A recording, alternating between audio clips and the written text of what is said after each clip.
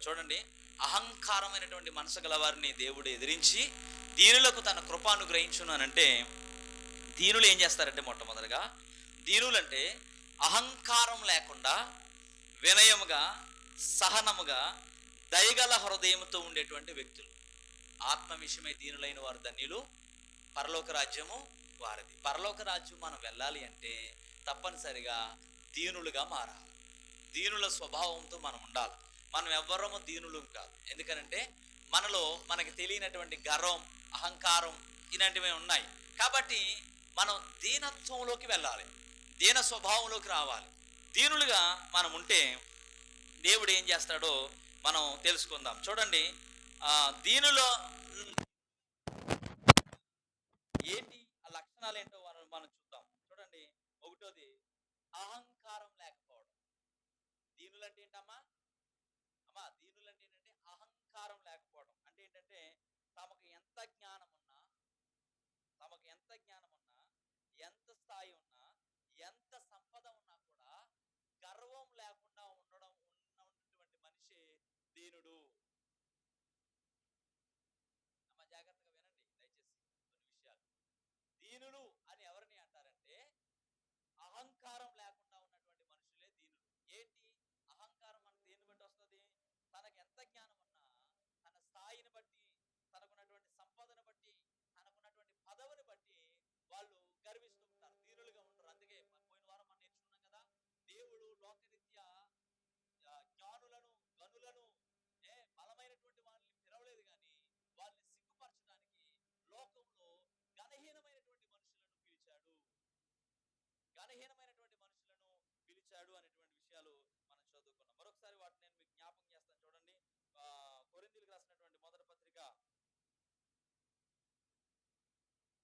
కొరింథీయులకు రాసినటువంటి మొదటి పత్రిక, మొదటి అధ్యాయము 26వ. సహోదరులారా, మిమ్మల్ని పిలిచిన పిలుపును చూడుడి. మీలో లోకరీతిని జ్ఞానులైనను, గనులైనను, గొప్ప వంశం వారైనను అనేకులు పిలువబడలేదు, కానీ ఏ శరీరియు దేవుని ఎదుట అతిశయపడకుండానట్లుగా జ్ఞానులను సిగ్గుపరచడానికి దేవుడు లోకములో నుంచి వెర్రి వారిని దేవుడు ఏర్పరచుకుని ఉన్నాడు. జ్ఞానులు ఉదాహరణ మీకు చెప్తాను చూడండి. ఇప్పుడు మీరు ఎవరి దగ్గర అప్పు తీసుకున్నారు. అప్పు తీసుకున్నప్పుడు వాళ్ళకి మీరు టైం పెట్టారు. ఆ అప్పు తీసుకున్నటువంటి ఆయన మీ దగ్గరికి వస్తాడు. ఇప్పుడు వచ్చే ముందు ఆయన వస్తే మన పరిస్థితి ఏంటి అన్న సమయంలో ఏం చెప్పాలని నువ్వు ఆలోచిస్తావా? ఆలోచించవా? మన దగ్గర రిహార్సల్ జరుగుతుంది కదా మనసులో, అయ్యగారండి అలాగండి ఇలాగండి మన రిహార్సల్ చేసుకుంటాం కదా. అది అక్కడ మనం ఉపయోగించే మన జ్ఞానం. దీనులు ఏం చేస్తారో తెలుసా? ప్రభువా, నేను వాళ్ళకి మాట ఇచ్చాను, ఇస్తానని, నేను ఇవ్వలేకపోయాను. ఇప్పుడు అతను వస్తే నేను ఏం సమాధానం చెప్పాలి?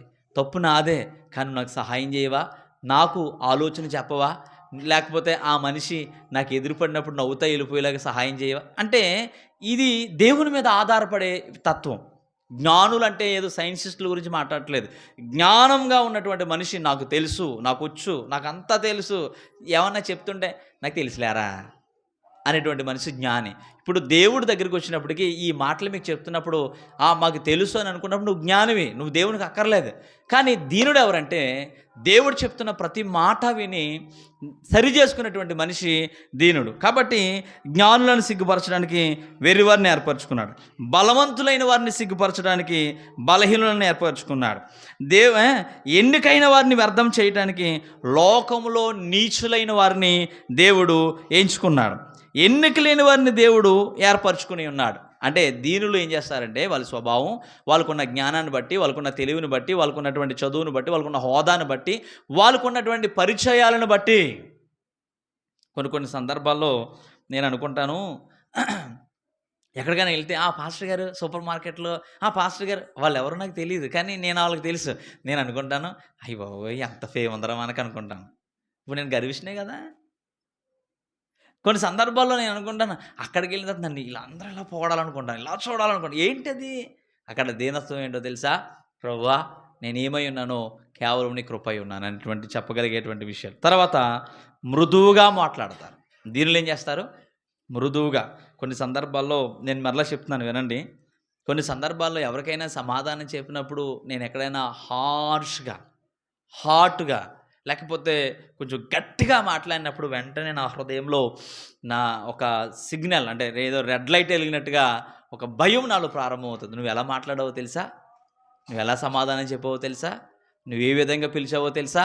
అనేటువంటి ఒక ప్రశ్న నా హృదయంలో ప్రారంభమవుతూ ఉంటుంది. ప్రభువా, ఈ మాట కూడా నువ్వు గుర్తిస్తున్నావు, ఈ విషయంలో కూడా నాకు సహాయం చేయి అని దేవుని దగ్గర ప్రార్థన చేస్తాను. తర్వాత ఏం చేస్తారంటే, అంటే మృదువుగా మాట్లాడారు. ఎంత కోపం వచ్చినా మాటలో కంఠం లేకపోతే ఇతరులకు నొప్పి కలిగించే మాటలు మాట్లాడరు, ఎంత కోపం వచ్చినా కూడా. తర్వాత దీనులు ఏం చేస్తారంటే ఇతరులను గౌరవిస్తారు. వయసు, స్థానం, ధనం చూసి కాదు, ఎవరితోనైనా ఒకే విధంగా వ్యవహరిస్తారు. వాళ్ళు ఎవరంటే చిన్నపిల్లలు. మనమైతే అతి వినయాన్ని చూపిస్తాం. పిల్లలు ఎలా ఉంటారంటే ఇంట్లో ఎలా ఉంటారో బయట అలాగే ఉంటారు. నీ దగ్గర ఎలా ఉంటారో అవతల వ్యక్తి దగ్గర ఎలా ఉంటారు. అప్పుడు మనం ఆగరా, అంకులని పిలవరా అంటారు. అంకుల్ గారిండి అని అంటాడు. లేదు మా అమ్మ, ఇలాంటి మాటలు మాట్లాడితే మనకు కొంచెం మనసులో బాధ వస్తుంది. అప్పుడు అంటారు, రే ఆగరా, అంకుల్ అనరా, గౌరవంగా మాట్లాడరా అంటే ఏంటి? వాళ్ళకి అది మనం నేర్పలేనప్పుడు వాళ్ళు ఎక్కడ మాట్లాడతారు? వాళ్ళు యాటిట్యూడ్ ఏంటంటే ఒకేలా మాట్లాడతారు. ఒకవేళ నువ్వు ఇంట్లో ఇంకోటి చెప్పి బయటికి వెళ్ళిన తర్వాత ఇంకోటి చెప్పాను, ఇంట్లో అలా చెప్పావు కదా మమ్మీ అంటారు. సిగ్గుపడిపోవాలి. బస్సులో వెళ్తున్నప్పుడు వాడు వయసు 8 సంవత్సరాలా, నువ్వు 5 అన్నావంటే లేదు నాకు 8 అంటాడు. అప్పుడు ఎలా ఉంటుందో తెలుసా? అది పిల్లల స్వభావం. అందుకే దేవుడు పిల్లలుగా ఎందుకు మారమనంటే వాళ్ళకి మాయా మర్మాలు ఏమీ తెలియదు. మనకే పోయే కాలం అంతా పెద్దోళ్ళమైన మనమే గర్వం, అహంకారం, మూర్ఖ అయ్యాలకి అది ఏమీ తెలియదండి. కానీ ఒక వయసు వచ్చిన తర్వాత అవన్నీ వాళ్ళు నేర్చుకుంటారు. తర్వాత సహనం, శాంతి గుణం. ఇబ్బంది వచ్చినప్పుడు కోపపడకుండా ఓర్పుతో వ్యవహరిస్తారు. కొన్ని సందర్భాల్లో మనకి ఇబ్బంది కలిగినప్పుడు అంత మాట ఫోన్లు చేస్తుంది మా ఆవిడ, ఎక్కడున్నారు ఏయ్ ఆగ అని అరవాలనిపిస్తుంది. కానీ ఒక్కొక్కసారి అరిస్తాను, బాధ పెడతాను. కానీ తర్వాత మళ్ళీ వెంటనే ఏంటమ్మాయి ఏం చెప్పు, నేను పలానా దిక్కునున్నాను, ఆ పరిస్థితిని తీసుకోగలగాలి. కానీ మన కోపం రాగానే కొండలు వెళ్ళిపోతాయి, గిన్నెలు వెళ్ళిపోతాయి, ఇంకా ఏమైపోతుందో తెలియదు. ఒక ఉప్పెన. తర్వాత తప్పులు ఒప్పుకోవడం. తమ తప్పు చేసిన అహం వల్ల వాళ్ళు తప్పు చేసినా కూడా వాళ్ళ అహంకారం వలన తప్పు దాచరు. వాళ్ళు ఏం చేస్తారంటే నిజాయితీగా ఒప్పుకుంటారు. దావీదు దేవుని దగ్గరికి వెళ్ళి, ప్రభువా నేను పాపం చేశాను, నేను తప్పు చేశాను, నేను హత్య చేశాను, అందుకే ఈ దీనుడు మొర్రపెట్టగా యెహోవా ఆలకించాను. ఏంటి ఆ దీనత్వం? దేవుడు గద్దించాడు, నువ్వు తప్పు చేశావు, నువ్వు పొరపాటు చేశావు. వెంటనే దేవుని దగ్గర సాగిలి పడిపోయాడు. అయ్యా నేను తప్పు చేశాను, అయ్యా నేను పొరపాటు చేశాను, అయ్యో నేను పాపం చేశాను, కేవలం నీకే విరోధంగా నేను పాపం చేశానని దేవుని కాళ్ళు పట్టుకుని బతిమాలి దేవుడు దావీదును అంతగా ప్రేమించడానికి గల కారణం ఏంటంటే సరి చేసుకునే స్వభావం. దీనులు ఏం చేస్తారంటే సరి చేసుకుంటారు. మొఖాలు మూడ్చుకుని ఎత్తిపట్టుని వెళ్ళిపోయి ఇంటికి వెళ్ళి ఆయన్ని పంపించరు. ఎవరిని? పాస్టర్ గారు ఇలా అన్నారు, నువ్వు వెళ్తావా వెళ్ళవా, నువ్వు అడుగుతావా అడగవా, అది ఉండదు. సరి చేసుకుంటారు. ఒకరోజు మేము టీంలో ఉన్నప్పుడు కోయర్ నేర్చుకుంటుంటే నాకు వచ్చిరాని పాటలు ఇప్పటికీ మీరు చూస్తూ ఉంటారు కదా. నేను బాధపడనండి, నాకు రాదు కాబట్టి నేను దొరికిపోతాను, మీరు కలుపుతారు, కవర్ చేసుకుంటాను అంతే. కాబట్టి ఆ టైంలో బాధ వచ్చింది. ఆయన తిట్టేశాడు. ఆయన మనసులో బాధపడిపోతుంటే దేవుడు అన్నాడు, ముఖం మూడ్చుకోవద్దు. నిజంగా చెప్తాను, ఆ స్వరాన్ని ఇప్పటికీ నేను మర్చిపోలేనండి. అంతర్వేది బీచ్లో సరుగు తోటలో మేము ప్రార్థన చేసుకున్నటువంటి సమయంలో ఆ ముఖం మూడ్చుకుని బాధపడిపోతుంటే దేవుని స్వరం స్పష్టంగా విన్నాను నేను, ముఖం మూడ్చుకోవద్దు, సరి చేసుకోవడానికి ప్రయత్నించాను. ఆ రోజు నుంచి ఈ రోజు వరకు నన్ను ఎవరు ఏమన్నా కూడా నేను సరి చేసుకోవడానికి ప్రయత్నం చేస్తాను. ఒకవేళ నా భార్య ఎన్నోసార్లు మీరు అలా అంటారు, మీరు ఇలా అంటారు, మీరు అలా చెప్తారు, మీరు ఇలా చెప్తారు, ఆవిడ చెప్తున్నప్పుడు కొంచెం మనసులో బాధ అవుతుంది, ఇది నాకు చెప్పడం ఏంటి అనిపిస్తుంది. కానీ నేను వెంటనే ఏం చేస్తానో తెలుసా, దేవుడు ఈమెలో నుంచి మాట్లాడుతున్నాడు, నేను సరి చేసుకోవాలి. ఎందుకనంటే ఓ పాస్టర్ గారు వాకింగ్ చెప్పేసి నా ప్రసంగం అంతా అన్న తర్వాత నీకు పెళ్ళి అయి ఉంటే బాగుందమ్ముడు అన్నాడు ఆయన. ఎందుకన్నాడు ఇప్పుడు అర్థమైంది. ఎందుకనంటే భార్య ఏం చేస్తుందంటే సరి చేస్తుంది. ఏమండి, ఎందుకు పరిస్థితులు చూస్తుంది, మనుషులను చూస్తుంది, మీరు అలా ఉండకండి, అలా కాదండి, ఈ పదాలు వాడకండి అని వెంటనే సరి చేసుకోవడానికి ప్రయత్నం చేస్తారు. రాత్రి కూడా ఒక ఆయన ఈ ప్రదేశంలో జరుగుతున్న సంఘటన గురించి పక్కకు తీసుకెళ్ళి, బావా నీ పరిస్థితి జాగ్రత్త, ఇలా ఉంది నీ పరిస్థితి జాగ్రత్త, నీకు ఆ ప్లాట్ఫామ్ లేకపోతే నువ్వు సువార్త ఎలా చెప్తావు, కాబట్టి నువ్వు కొంచెం కాపాడుకో అన్నాడు.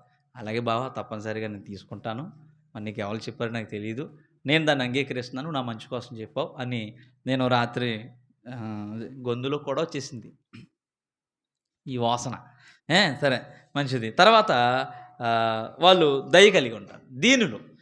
ఈ దీనుల గురించి మాట చెప్పడానికి గల కారణం ఏంటంటే, దేవుడు అహంకారులను ఎదిరించి దీనులకు కృప ఇచ్చును అని అంటే, కృప ఏం చేస్తుందో 2 మాటలు మీకు చెప్పి నేను ముందుకు మనం బలారాధనకు వెళ్ళిపోదాం. కృప ఏం చేస్తుందంటే,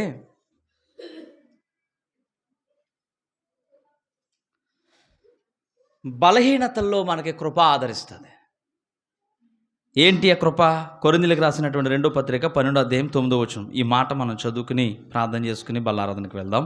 తర్వాత కొన్ని ప్రకటనలు ఉన్నాయి, త్వరగానే నేను ముగించేస్తాను. కొరింథీయులకు రాసిన పత్రిక 12వ అధ్యాయం 9వ వచనం చదువుతాం.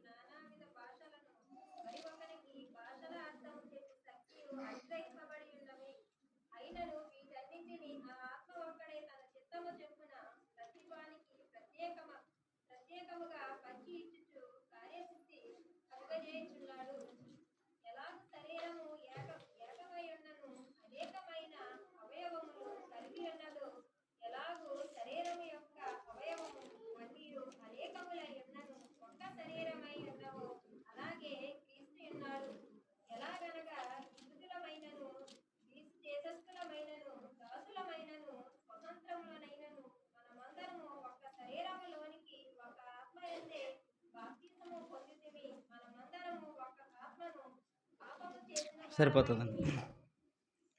నేను తీసుకున్నది సరే. దేవుని కృప ఏం చేస్తుందంటే, పౌలు గారు తనకున్న రోగాన్ని బట్టి దేవుని దగ్గర ప్రార్థన చేస్తున్నాడు. ప్రభా, ఈ ముళ్ళు నాలోంచి తీసే ప్రభా అని ప్రార్థన చేస్తుంటే, దేవుడు ఏమంటాడంటే, నా కృప నీకు చాలు, నా కృప నీకు చాలు అనేటువంటి కారణం ఏంటంటే, కృప మనల్ని బలహీనతల్లో నిలబెడుతుంది. కృప ఏం చేస్తుందంటే, పాపం చేయకుండా కాపాడుతుంది. కృప ఏం చేస్తుందంటే, ఆ కృప మనకి బలాన్ని ఇస్తుంది, పాపం మీద విజయాన్ని ఇచ్చి దేవుని కొరకు నిలబడేటట్లుగా చేస్తుంది. కాబట్టి ఎంత? నేను అదే చెప్పాను కదా.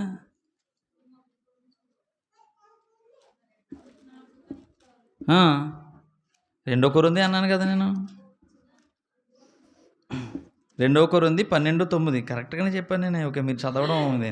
అందుకు నా కృప నీకు చాలును, బలహీనత యందు నా శక్తి పరిపూర్ణమగుచున్నదని ఆయన నాతో చెప్పాను. కాగా క్రీస్తు శక్తి నా మీద నిలిచియుండు నిమిత్తము విశేషముగా నా బలహీనతల యందే బహుగా సంతోషముగా అతిశయపడుచున్నాను. నేను ఎప్పుడు బలహీనుడను, అప్పుడు బలవంతుడను. ఈ కృప గురించి నేర్చుకోవడానికి దేవుని చిత్తమైతే వచ్చే వారం తిరిగి మనం కొనసాగించుకుందాం.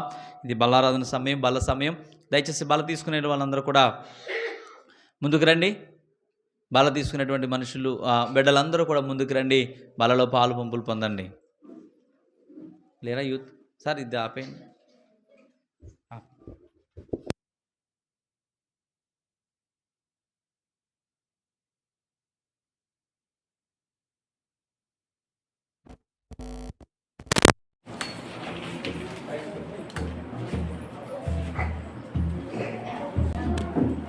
ఓకే, త్వరగా